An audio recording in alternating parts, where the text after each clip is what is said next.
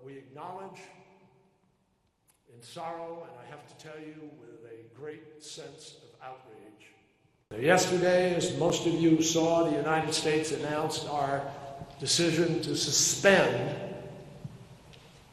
the bilateral discussion with Russia on the reinstitution of the cessation of the hostilities agreement, a decision that, believe me, does not come lightly.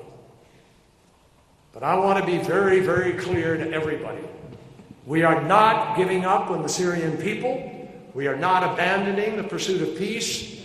We are not going to leave the multilateral field. We are going to continue to try to find a way forward in order to end this war. And together, the Syrian regime and Russia seem to have rejected diplomacy in furtherance of trying to pursue a military victory over the broken bodies, the bombed-out hospitals, the traumatized children of a long-suffering land.